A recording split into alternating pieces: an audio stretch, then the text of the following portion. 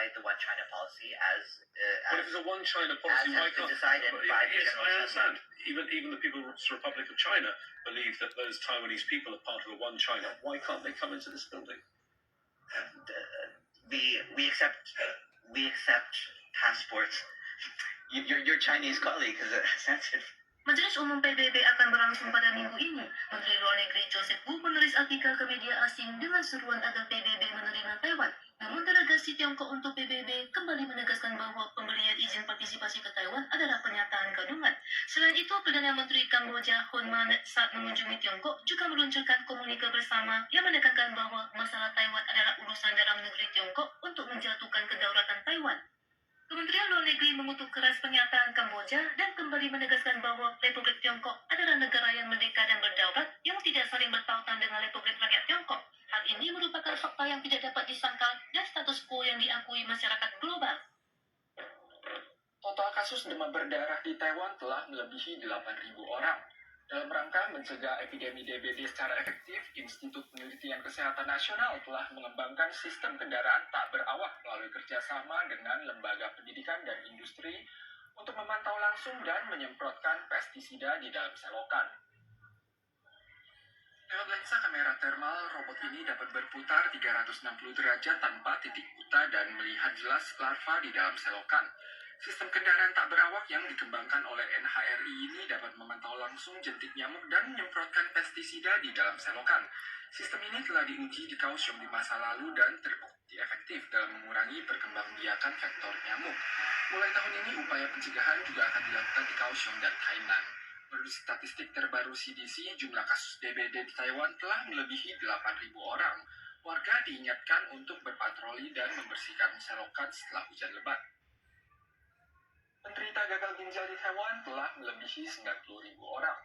Menurut laporan tahunan penyakit ginjal Taiwan tahun lalu, sebelum menderita dialisis, pasien biasanya menunjukkan gejala hipertensi atau diabetes terlebih dahulu. Hal ini menunjukkan bahwa hipertensi, kadar lemak tinggi, dan diabetes merupakan faktor beresiko terbesar yang dapat memicu penyakit ginjal kronis. Oleh sebab itu, kontrol ketiga faktor ini, tidak merokok dan menghindari konsumsi obat-obatan yang tidak tepat agar terhindar dari gagal ginjal. Statistik terbaru HPA menunjukkan jumlah pasien dialisis atau cuci darah Taiwan melebihi 90.000 orang, di mana 1 dari 10 warga berusia 20 tahun ke atas mengalami gagal ginjal. Biaya yang ditagih ke asuransi kesehatan untuk dialisis tahun lalu mencapai 70 miliar dolar Taiwan, dan dari pasien dialisis tahun sebelumnya, 80% pasien memiliki tensi darah tinggi, 40% pasien diabetes, 30% dislipidemia atau kadar lemak tidak normal. Pengendalian buruk dari 3 faktor ini menimbulkan risiko tinggi untuk gagal ginjal. 血糖控制不好的话，它就影响到我们一些身体的一些血管，影响肾脏血管。 Tera Linko. 血糖控制不好，它会造成 Linko, lagi kan ka? Naku ni live ning TikTok ka, Dokter Linko. mengingatkan bahwa diabetes, Taipe. hipertensi, dan dislipidemia tidak hanya diderita lansia. Gejala tidak akan terasa jelas pada tahap awal penyakit ginjal kronis, dan pasien mungkin saja tidak menyadari kondisi ginjal telah memburuk. Oleh karena itu, ketika menemukan alis seni berbuih, membengkak, dan merasa kelelahan, harus segera memeriksakan alis seni dan darah untuk memastikan fungsi ginjal.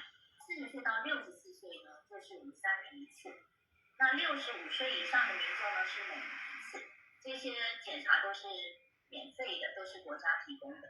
HPA menegaskan pemeriksaan kesehatan secara rutin dapat membantu untuk mendapatkan pengobatan sedari dini. Selain itu juga menyarankan banyak konsumsi air, mengontrol diabetes, hipertensi, dislipidemia, dan tidak merokok, serta menghindari pemakaian obat-obat berlebihan agar terhindar dari nasib cuci darah. Tanggal 16 adalah hari peringatan genap 1 tahun kematian seorang wanita Iran, Masha Amini, yang dituduh mengenakan jilbab tidak sesuai dengan aturan dan meninggal dalam keadaan koma setelah ditangkap. Dalam rangka mengenang dirinya, demonstrasi kembali diluncurkan tidak hanya di Iran, namun juga di Amerika, Jerman, dan Prancis.